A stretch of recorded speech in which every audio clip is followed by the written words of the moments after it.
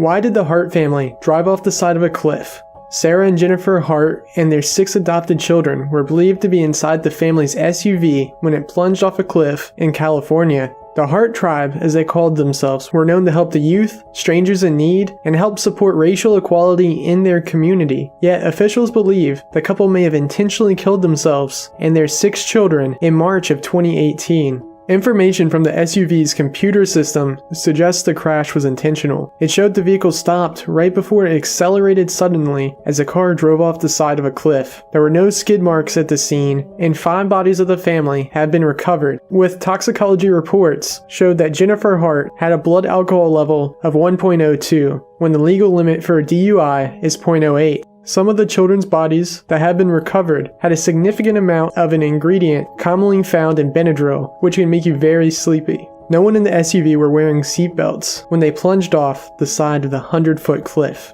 Still, no one knows why they would do such a horrific thing to themselves and their children.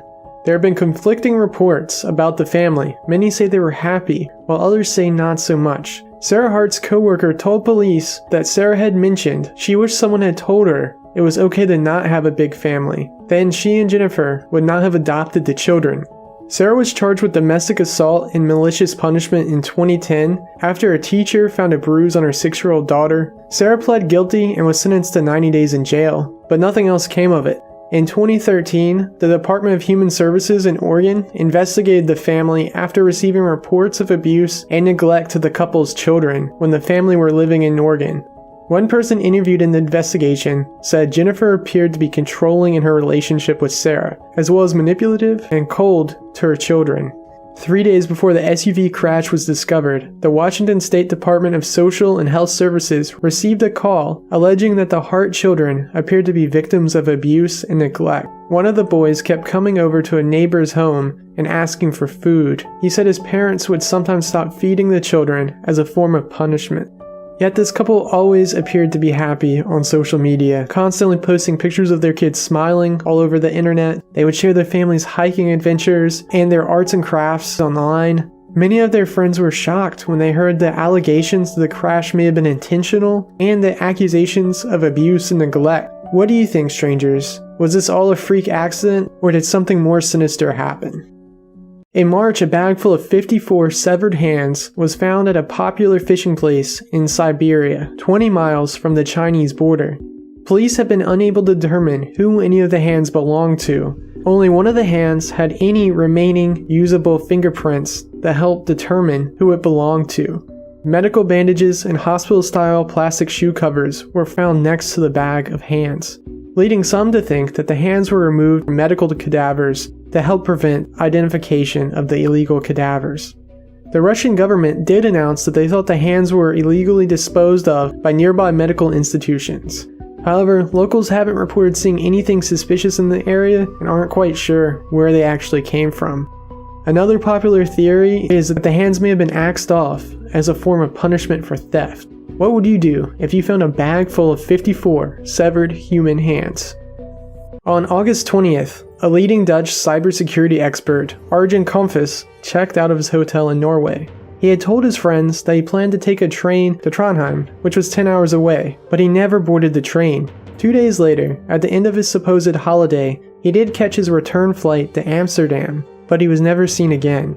After an exhausting search by Norwegian officials and Dutch investigators, no one was able to find any clues to what happened to Arjen until September, when his ID card was pulled from nearby Arctic waters and a kayak that was believed to belong to him was discovered. Yet more mysteriously, his mobile phone records showed that 10 days after he was seen leaving his hotel by his friends, both his work and personal cell phones were briefly switched on more than 1,000 miles away in a small Norwegian town on August 30th using German SIM cards. Arjen was an advocate for online privacy and supposedly had ties to WikiLeaks, along with personally advising governments, corporations, journalists, and activists on information security. This has led to many believing that Arjen was assassinated or vanished after becoming a spy. Others think he purposely disappeared to escape his current life. What do you think happened to Arjen? Polio was officially eradicated from the United States in 1979. Before the introduction of the polio vaccine, it was one of the most feared diseases in the United States, with outbreaks causing more than 15,000 cases of paralysis each year. It is a highly infectious disease that can cause lifelong paralysis and can be deadly. In 2018, a mysterious polio-like illness sickened children in 46 states this year. The Centers of Disease Control and Prevention, the CDC, has confirmed at least 252 cases of this strange paralyzing sickness. The sickness begins with mild cold-like symptoms, but it quickly progresses to muscle weakness, facial and eyelid drooping, slurred speech, trouble swallowing, paralysis, and eventual respiratory failure. The CDC is referring to the illness as acute flaccid myelitis, or AFM. AFM isn't completely new. The CDC has been tracking it since 2014, but the fact that there's been so many new cases in 2018 implies that there's a serious contagion that spread across the country in 2018. Have you heard of anyone having this? There have been at least 2 confirmed cases in our home state of Virginia.